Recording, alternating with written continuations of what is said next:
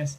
I'd be interested to ask you about some tensions along the border with Russia. So in addition to the concerns about the migrant flows from Belarus into Poland, we've seen Russian fly nuclear capable bombers in Belarusian airspace. And then separately, we've seen what Russia describes as a significant increase of NATO flights over the Black Sea, some of which it's deployed its fighters to intercept. And then there's the ongoing ground buildup along the Russian border with Ukraine.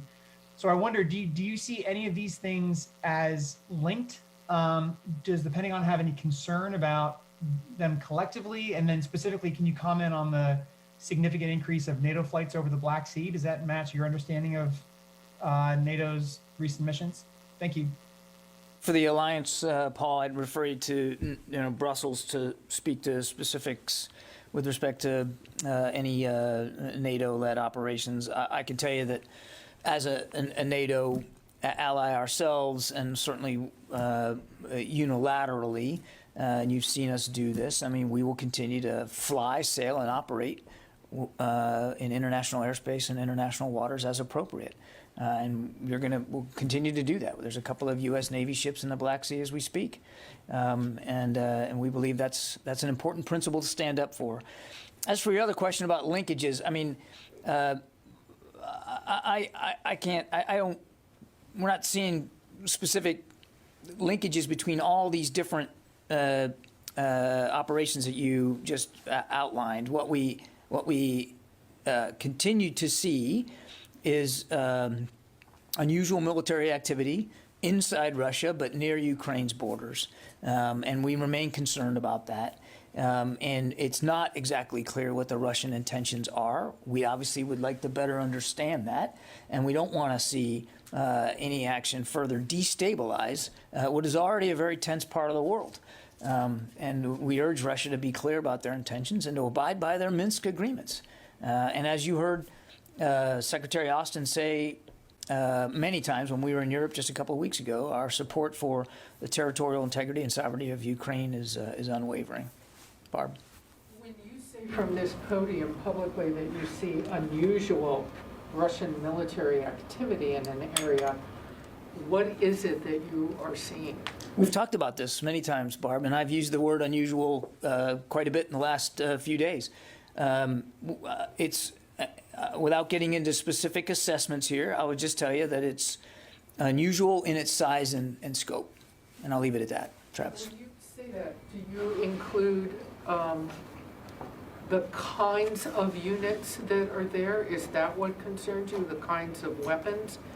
And it's gone on for so many days and weeks now, and you have had the U.S. government's had interactions directly with the Russians. Why can't you come to an assessment of what they're up to? We are monitoring this very closely, Barb, and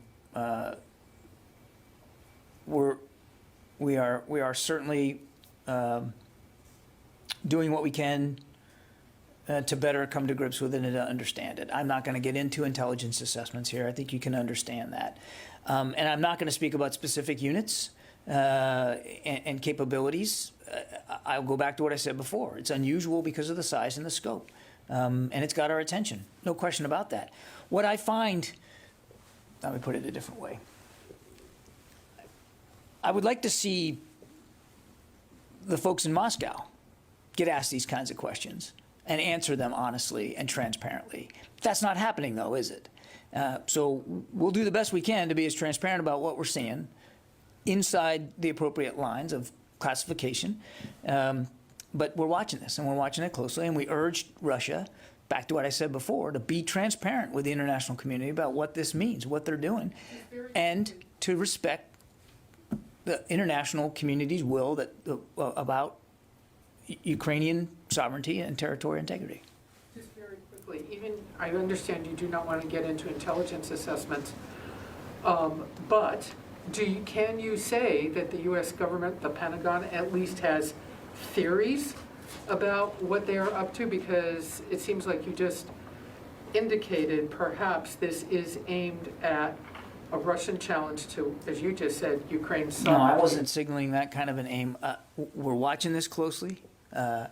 We- We're watching this very closely, Barb, and we certainly want to better understand it. That understanding would be exponentially assisted by more transparency coming out of Moscow. I'll leave it at that. Travis. Thanks, John.